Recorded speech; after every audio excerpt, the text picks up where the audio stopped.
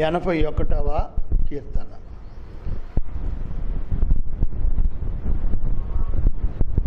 అంతేనమ్మా? 81వ కీర్తన.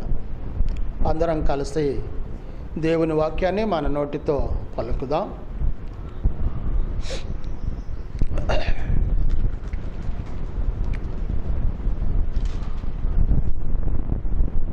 మనకు బలమై ఉన్న దేవునికి ఆనందగానము చేయుడి.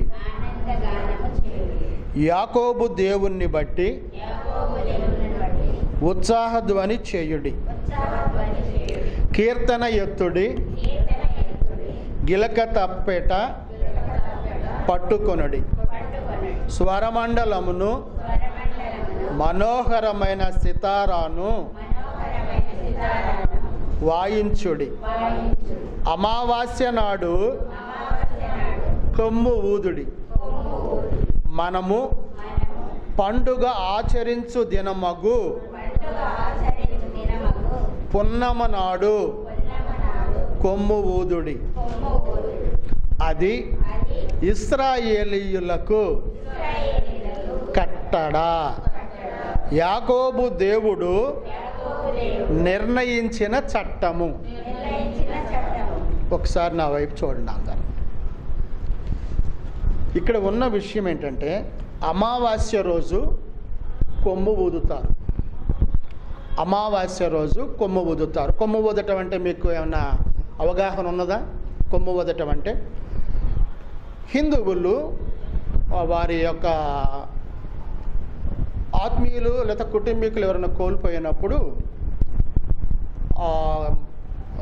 కార్యక్రమం తరువాత ఉంటుంది కదా, అప్పుడు ఇంత పొడవుగా ఇలా ఉండే కొమ్ములు ఉంటాయి, వాటిని ఊదుతూ ఉంటారు వాళ్ళు. ఐడియా వచ్చిందా?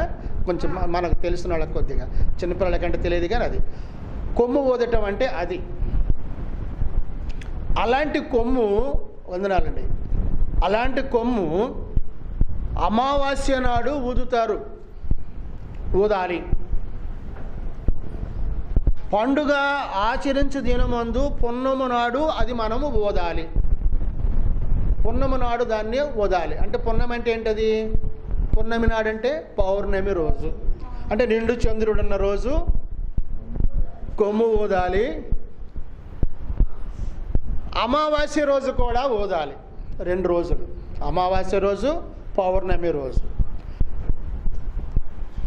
మూడోది ఏం చెప్తున్నాడంటే అక్కడ ఆయన, ఇది ఇశ్రాయేలీయులకు కట్టడండి. జ్ఞాపకం పెట్టుకోండి, ఇది ఇశ్రాయేలీయులకు కట్టడా, మనకు కాదు. యాకోబు దేవుడు నిర్ణయించిన చట్టం అది.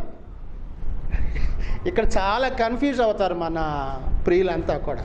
యాకోబు దేవుడు అంటే యాకోబు దేవుడు కాదు. యాకోబుకు దేవుడు నాకు చాలిన దేవుడు. అది అక్కడ యాకోబుకు దేవుడు. మనకు దేవుడు ఎవరు? తండ్రి. యాకోబుకు దేవుడు ఎవరు? తండ్రి. అది అక్కడ యాకోబు దేవుడు నిర్ణయించిన చట్టం. ఇది దేవుడు నిర్ణయించిన చట్టము.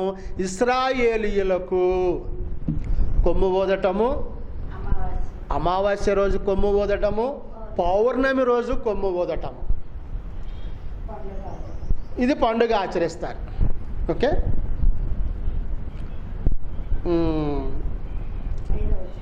చెప్దామనక ఏదో మీరు మధ్యలో మాట్లాడుతుంటే నాకు పోతుంటాయి అవి.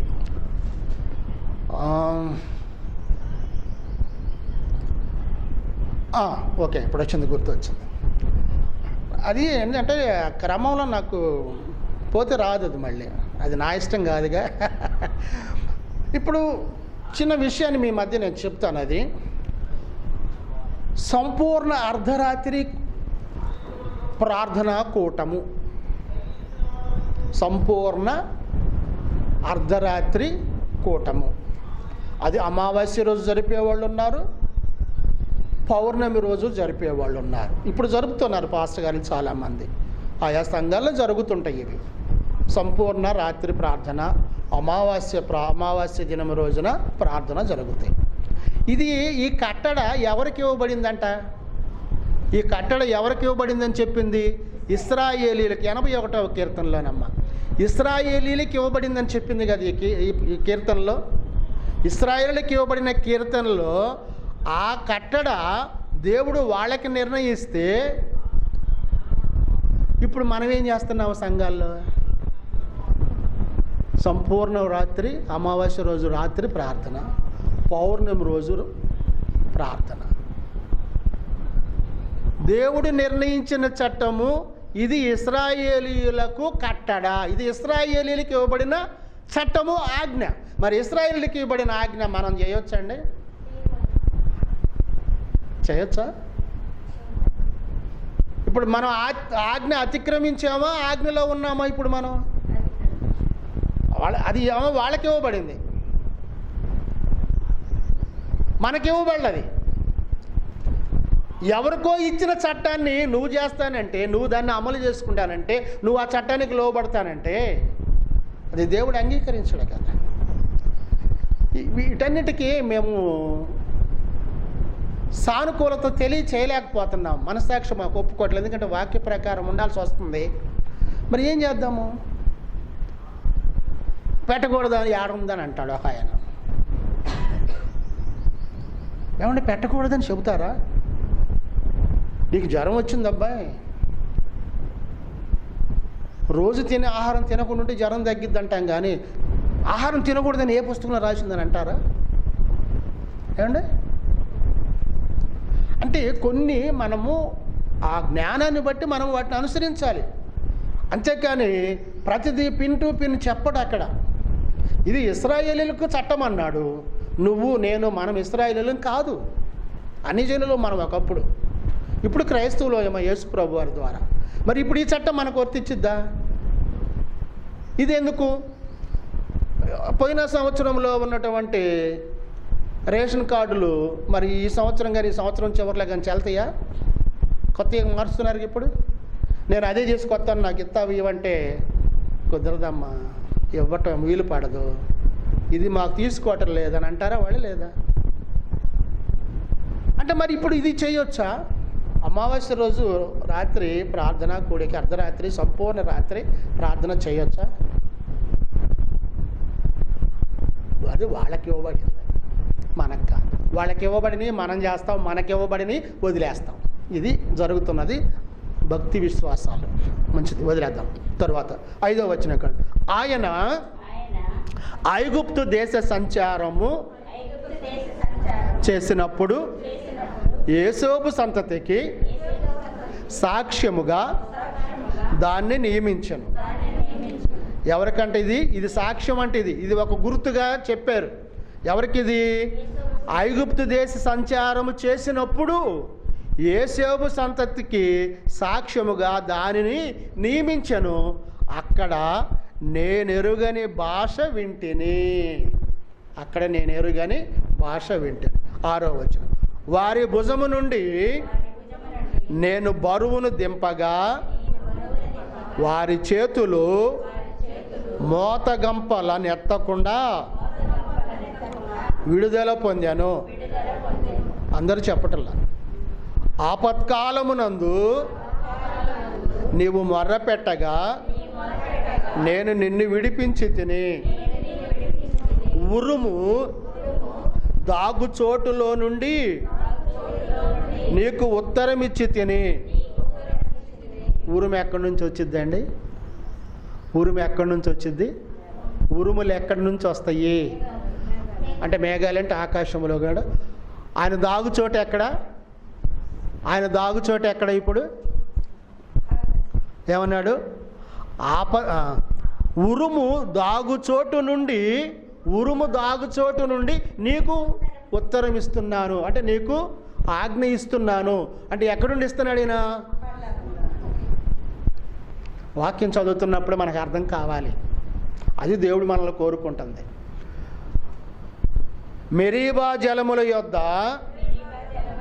నిన్ను శోధించి తిని, నా ప్రజలారా ఆలకింపుడి, నేను మీకు సంగతి తెలియచేతును.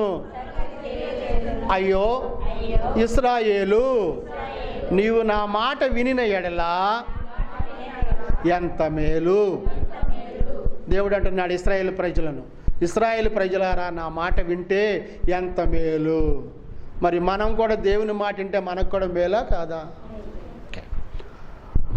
అన్య దేవతలలో ఒకటియును నీలో ఉండకూడదు.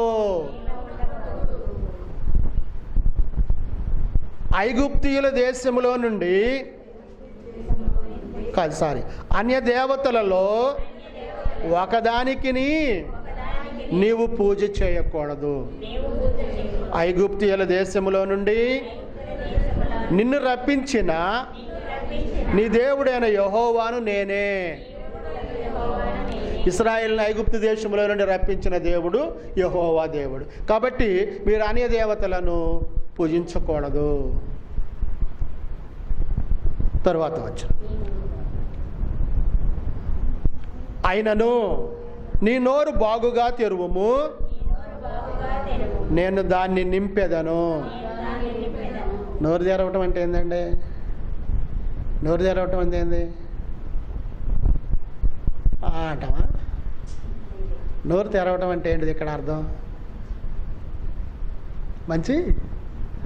మంచి మాట అక్కడ చెప్తాను, విషయం చెబుతా. అక్కడ మీకు నోరు తెరవటం అంటే నీ హృదయాన్ని తెరవటము. అది ఇక్కడ నుంచి వస్తేనే ఇక్కడ నుంచి మాటలు వచ్చేది. కాబట్టి నీ హృదయాన్ని తెరువు అని. కాబట్టి ఇశ్రాయేలు నా ప్రజలారా ఆలకింపకపోయిరి, ఇశ్రాయేలీయులు నా మాట వినకపోయిరి. కాబట్టి వారు స్వకీయ ఆలోచనలు బట్టి నడుచుకొనున్నట్లు వారి హృదయ కాఠిన్యమునకు నేను వారిని అప్పగించి తిని. చూడండి, ఆ కుర్చీ ముందేసుకున్నాను. నువ్వు ఎక్కడున్న కుర్చీలు అక్కడే ఉండాలి. కాదు అక్కడ ముందుకేసుకో, అక్కడే కూర్చో. ఆడ కూర్చో. అక్కడ వాళ్ళకి నీళ్ళకి ఇబ్బంది అవుతుందని అక్కడ తీసే చేయాలి. చూడండి తర్వాత. కాబట్టి వారు స్వకీయ ఆలోచనలు బట్టి నడుచుకుంటున్నట్లు వారి హృదయ కాఠిన్యమునకు నేను వారిని అప్పగించుతాను. చూడండి, వీళ్ళు వాళ్ళ సొంత ఆలోచనలండి. ఏమండి, నీ సొంత ఆలోచనలు ఎక్కడ పనికి వస్తాయి? కొన్ని నీ ఇంట్లో కూడా పనికిరావు కదండి. ఎందుకనంటే వాటి వల్ల కొన్ని ప్రమాదాలు వస్తాయి, కొన్ని ఇరుకులు వస్తాయి, కొన్ని ఇబ్బందులు వస్తాయి.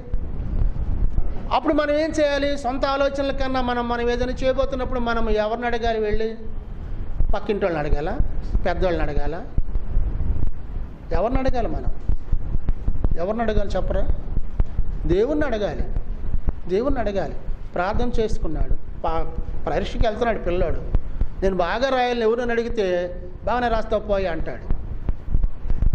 అతను చెప్పే మాట అదే నువ్వు దేవుని దగ్గరికి వెళ్ళి అడిగితే దేవుడు నీకు తోడై ఉంటాడు. ఎందుకంటే మనుషునికి తోడై ఉన్నవాడు దేవుడే. మనుషుడు తోడు ఎంతకాలం అంటే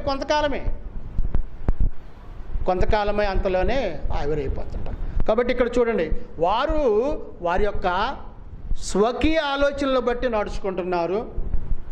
వారి హృదయ కాఠిన్యమునకు నేను వారిని అప్పగించుతాను. అలా నడుచుకునే వారి హృదయాలు కఠినతరంగా ఉంటాయి. ఏదైనా ఒక విషయం గురించి మనము ఖచ్చితంగా చెప్తే అది కఠినంగానే ఉంటుంది, కొంచెం నేను నొచ్చుకుంటావు హృదయంలో. కానీ దానివల్ల నువ్వు దేవుని ఆశీర్వాదాన్ని పొందుతావు అని ఇశ్రాయేలుకి తెలియజేస్తాను. అప్పుడు నేను ఇశ్రాయేలు నా మార్గములను అనుసరించిన ఎడలా ఎంత మేలు. చెప్పండి, ఇశ్రాయేలు నా మార్గములను అనుసరించిన ఎడలా ఎంత మేలు. తండ్రి అయిన దేవుడు అంటున్నాడు, ఇశ్రాయేలు ప్రజలారా మీరు నా మార్గమును అనుసరించిన ఎడలా మీకు ఎంత మేలు. ఏమైనా కొదువు ఉందా? ఇంకా అదేమైనా ఆగేదా కదా? నిరంతరము. అందుకంటున్నాడు, అప్పుడు నేను వేగరమే వారి శత్రువులను అణగద్రొక్కుదును, వారి విరోధులను కొట్టుదును. యెహోవాను ద్వేషించువారు వారికి లొంగుదురు, వారి కాలము శాశ్వతముగా నుండును. చూడండి ఈ మాటలు. యెహోవాను ద్వేషించు వారికి లొంగుదురు. యెహోవాను ద్వేషించే వారికి వారు లొంగుతున్నారు. యెహోవాను ద్వేషించేది ఎవరు? అపవాది, సాతాను కదా. వారికి లొంగిపోతున్నారు. కాలము శాశ్వతముగా నుండును. తర్వాత 16 అతి శ్రేష్టమైన గోధుమలు అనుగ్రహించి నేను వారిని పోషించెదను. కొండ తేనెతో నిన్ను తృప్తిపరచును. చూడండి ఎంత ప్రాముఖ్యమైన విషయాలను ఇశ్రాయేలు ప్రజలకు తెలియచేస్తున్నాడంటే దేవుడు. అంటే హృదయ కాఠిన్యపరుచుకుంటున్నాము, సొంత ఆలోచనలు చేస్తున్నాము. ఇప్పుడు ఇదే మనము ప్రత్యక్షంగా మనం మాట్లాడామంటే మనకు బాధ కదా.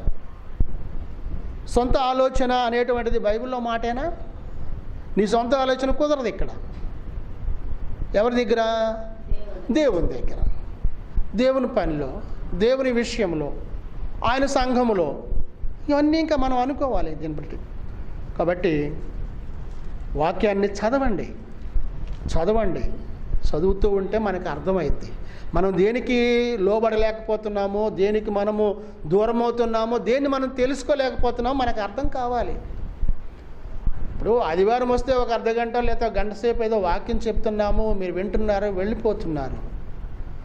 అందులో ఉన్న సారాంశాన్ని గుర్తుంచుకోలేరు. సాయంత్రానికి వెళ్ళిపోతారు, చక్కగా మరుసటి దినం వచ్చింది, పనులు చక్క పెట్టుకుంటారు, పనులకు వెళ్ళిపోతారు.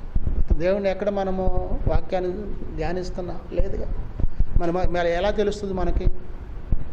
కాబట్టి వాక్యాన్ని చదవండి. చదివితే మనకు అర్థమవుతుంది.